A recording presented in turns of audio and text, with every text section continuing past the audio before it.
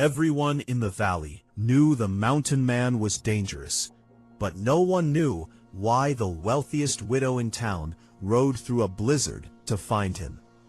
She had money, land, servants, and everything a woman could want after her husband's death.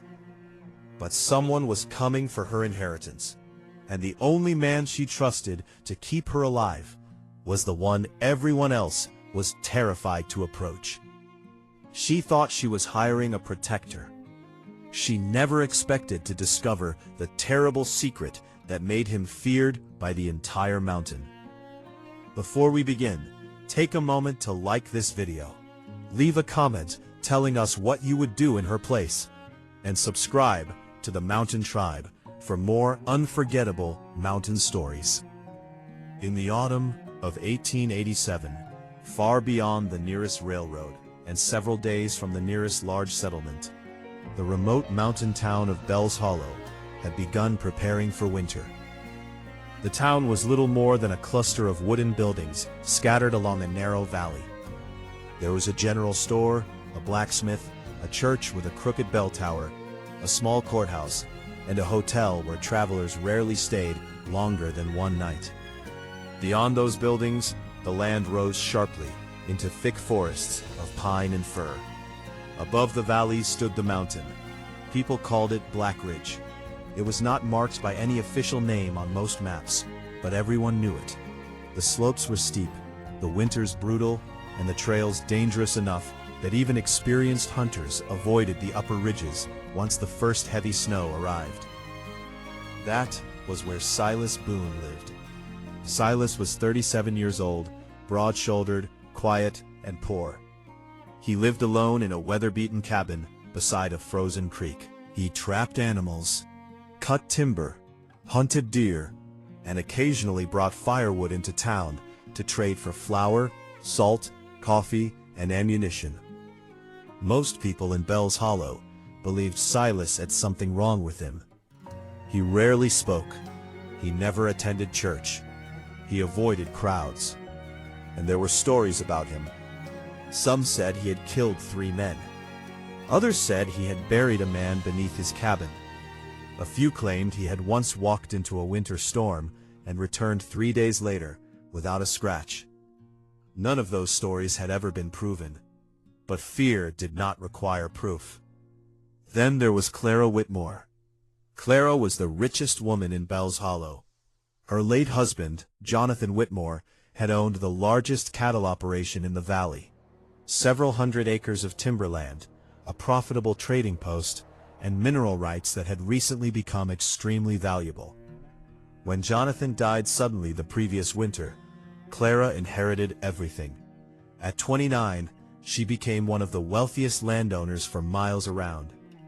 But wealth had changed her life in ways she had never expected. Men who had ignored her before suddenly became polite.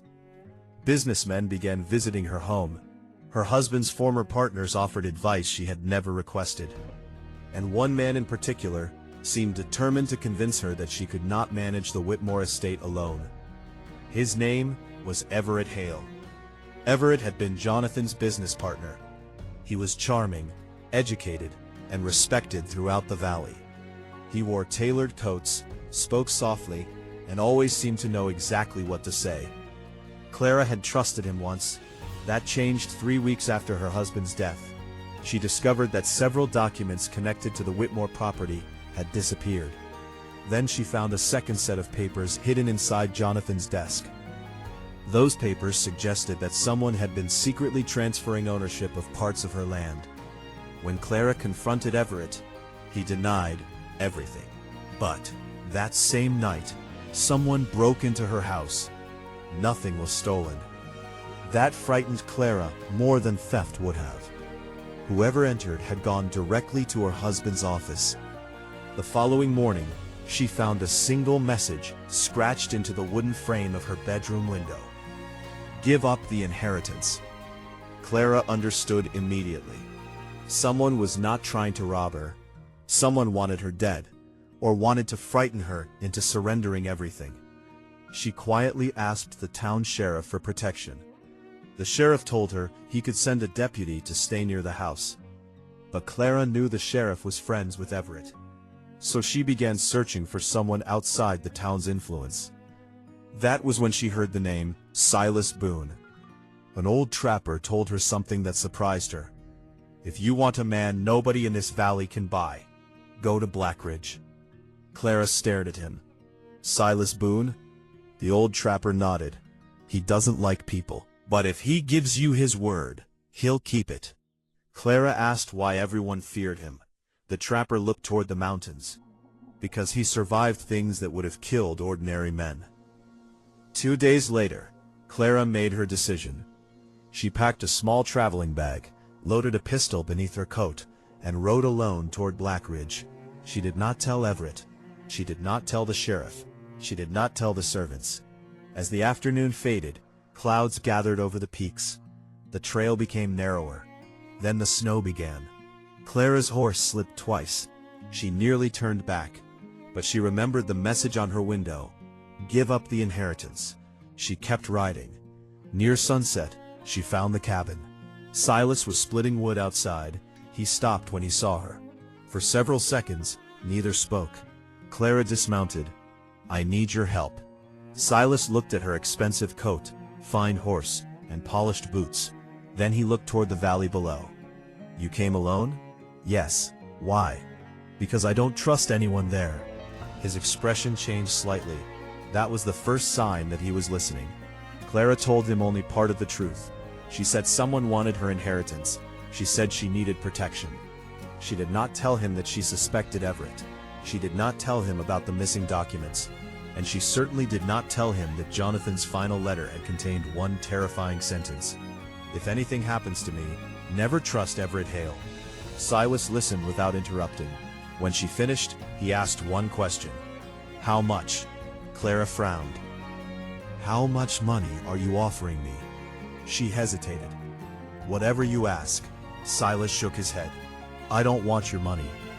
That answer unsettled her. Everyone in town wanted something from Clara. Silas seemed to want nothing. Then he looked past her. His eyes narrowed. Clara turned. Nothing stood on the trail, but Silas walked toward the trees. He crouched beside a patch of fresh mud. Someone had followed her. The footprints were still visible. Silas studied them for several seconds. Then he stood. You didn't come here alone. Clara's face went pale. Silas picked up his rifle. Get inside. That was the moment Clara realized something. The rumors about Silas Boone might have been wrong. He was not dangerous because he was cruel. He was dangerous because he noticed things other men missed. And somewhere behind them, hidden in the darkening forest, someone was watching the cabin. Someone who already knew exactly where Clara had gone. Clara spent her first night in Silas Boone's cabin, sitting beside a small iron stove while snow covered the windows. The cabin was nothing like the homes she knew. There were no carpets, no servants, no polished furniture. Only a wooden table, 2 chairs, a narrow bed, shelves filled with supplies, and a stone fireplace blackened by years of smoke. Yet Clara noticed something unexpected. Everything was organized. The knives were clean. The ammunition was dry. The food was carefully stored. Even the firewood was stacked according to size.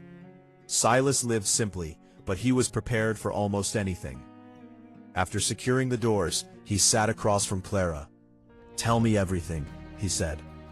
She hesitated. Silas waited. Finally, Clara told him about the missing papers. She explained that Jonathan had kept financial records locked inside his office. After his death, several documents disappeared. Then she told him about the break-in. Silas listened carefully. When she mentioned Everett Hale, he became still. You know him? He asked. I know of him, she replied. That isn't what I asked, Silas said. He looked at the fire. I've seen his men in the mountains. Clara leaned forward. What were they doing? Looking for something. What? She asked. I don't know, Silas replied. He stood and walked to the window. Clara followed. What do you think they wanted? She asked. Silas answered quietly. Not timber. The answer stayed with her.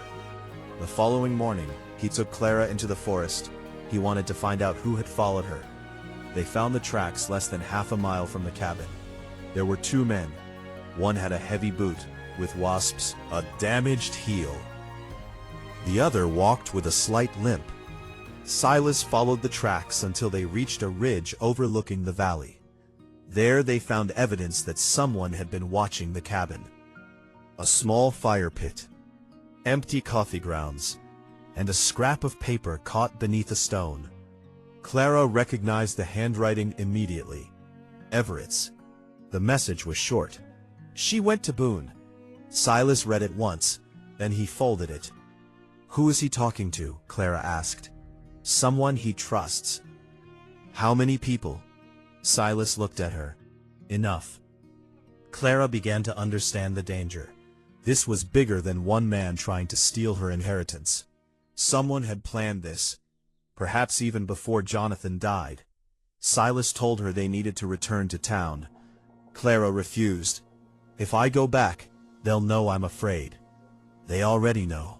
Then what do we do? Make them think they don't. That evening, Silas returned to Bell's Hollow alone.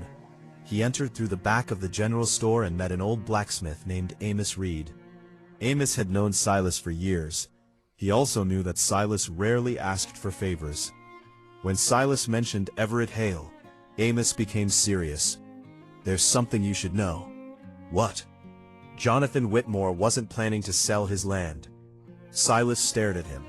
Who told you that? Jonathan did.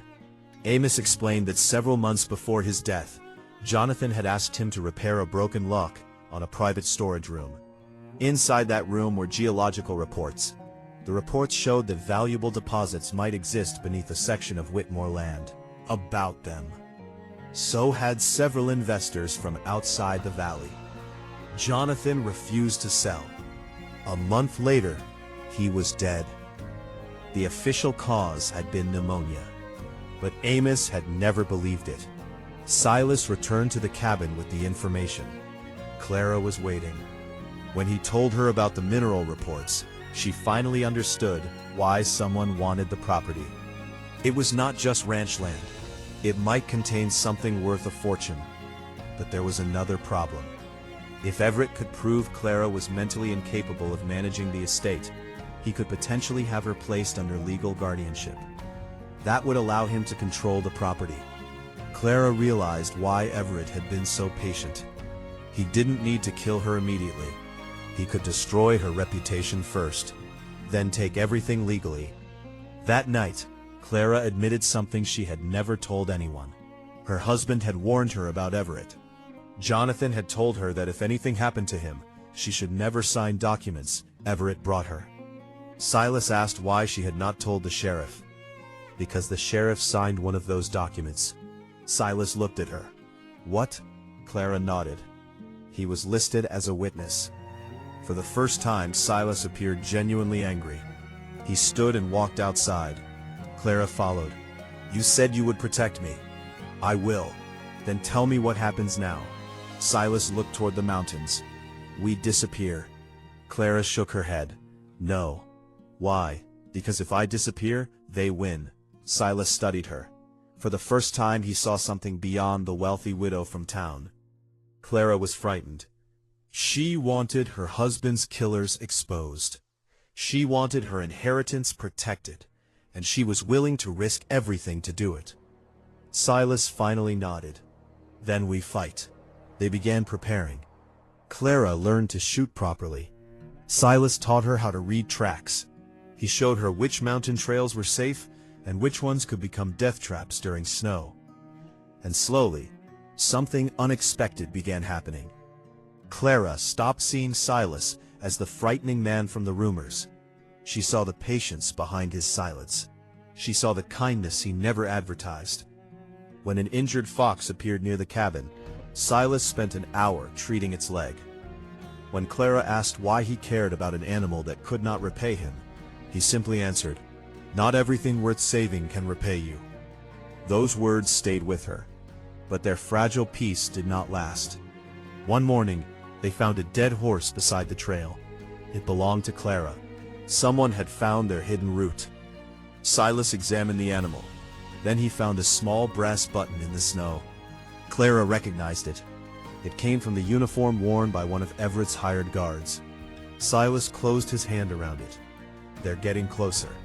That evening, he told Clara there was one place where they could hide, an abandoned mining settlement beyond Black Ridge. But reaching it meant crossing the highest mountain pass before the winter storm arrived. Clara agreed. Neither of them knew that Everett had already sent men toward the same pass. And this time, they were not coming to frighten Clara. They were coming to make sure she never came back. The journey toward the abandoned mining settlement began before sunrise. Silas knew they had only a narrow window before the mountain weather closed the pass. Clara rode beside him, carrying supplies and the documents they had recovered from Jonathan's hidden room. For several hours, nothing happened.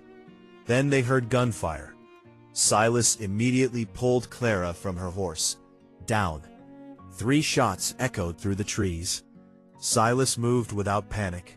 He led Clara behind a rock formation and waited. 2 riders appeared on the ridge, then a third. Clara recognized one of them, Everett's foreman. Silas whispered for her to stay hidden. The confrontation that followed was tense but brief. Silas did not want a firefight in the mountains. Instead, he used the terrain. He led the men toward a narrow ravine where their horses could not pass. The attackers were forced to retreat, but one of them shouted something before disappearing. Everett knows about the mine. Silas and Clara exchanged a look. The abandoned settlement suddenly mattered more than they had realized. They continued climbing. By evening they reached the ruins. Old cabins stood beneath the snow. A collapsed mill sat near the edge of a frozen stream. Silas brought Clara into the largest building. There, they discovered something unexpected. The mine had never been completely abandoned. Someone had been using the settlement recently. There were fresh footprints, food wrappers, a lantern, and a wooden box hidden beneath the floorboards. Silas opened it. Inside were papers, dozens of them. Clara recognized Jonathan's handwriting. They had found the evidence. Jonathan had apparently discovered that Everett and several investors planned to seize the Whitmore property. The mineral deposits were real, but Jonathan had also discovered something worse. Everett had arranged for several landowners to lose their property through fraudulent contracts. Some had disappeared after refusing. Jonathan had intended to expose the scheme. He never got the chance. Clara's hands trembled as she read the final page. Jonathan had written that he suspected he was being poisoned. Silas read the document. Then he looked at Clara. "Your husband knew. He knew he was going to die." Silas nodded. Clara began crying quietly. Not because she had just learned that Jonathan was murdered. She had suspected that for months. She cried because she realized how alone he must have felt during his final days. Silas did not try to comfort her with empty words. He simply sat beside her. After a while, Clara leaned against his shoulder. For the first time since Jonathan's death, she allowed herself to stop pretending she was strong. "I don't know what I'm supposed to do," she whispered. Silas answered, "Stay alive." She looked at him. "That's all? For tonight." The next morning they discovered another secret. A hidden tunnel beneath the settlement led toward the old mine. Inside, they found crates containing mining equipment and legal documents. Everett had been secretly preparing to extract the mineral deposits. But there was one document that mattered more than everything else. It was a signed confession from one of Everett's associates. The man admitted that Jonathan had been poisoned. He also named the sheriff. Clara finally had proof, but proof meant nothing if they could not get it back to Bell's Hollow. Silas knew they had to move quickly. Everett would eventually discover the settlement. That afternoon, gunshots echoed through the valley. The attackers surrounded the ruins. Silas and Clara were trapped. Silas led her through the hidden mine tunnel. They crawled through darkness while bullets struck the rocks behind them. Eventually, the tunnel opened onto a steep cliff. There was no safe path down. Clara looked behind them. Silas was bleeding from his shoulder. "You've been shot. It's nothing. It isn't nothing." He ignored her. They began descending. Halfway down, Clara slipped. Silas caught her. For one terrifying second, both nearly fell. He managed to pull her onto a narrow ledge. Clara stared at him. "You could have died. So could you. Why did you come back for me?" Silas was silent. Then he said something Clara would remember for the rest of her life. "Because I gave you my word." They eventually reached the lower valley, but the journey had changed them. The woman who had arrived at Black Ridge, looking for a hired protector, no longer saw Silas as a man working for money. And Silas no longer saw Clara merely as a wealthy widow who had stumbled into danger. They had become partners, perhaps something more, but neither said it. There was still one final problem. They needed to return to Bell's Hollow, and they needed to do it before Everett could destroy the evidence. Silas suggested entering through the old church cellar. Clara agreed. They reached town after midnight. The streets were empty, but the moment they stepped from the shadows, someone struck Silas from behind. Clara screamed. Several men surrounded them. Hale stepped forward. He smiled. "I was beginning to think you'd never come home." Clara looked at him. For months, she had feared this man. Now she understood him. He did not expect her to fight. He expected her to surrender. Instead, Clara reached inside her coat and pulled out the pistol Silas had given her. "You should have killed me when you had the chance." Everett smiled. "You're still frightened." Clara raised the pistol. "No." Behind Everett, a church bell suddenly rang. Once, twice, then again. The entire town began waking. Someone had warned the townspeople. And standing at the far end of the street was Amos Reed, holding the sheriff's own arrest papers. The final confrontation had begun. By sunrise, Bell's Hollow was no longer the quiet mountain settlement it had been the day before. People filled the streets. They gathered outside the courthouse. They whispered about Everett Hale. They whispered about the sheriff. And most of all, they whispered about Silas Boone.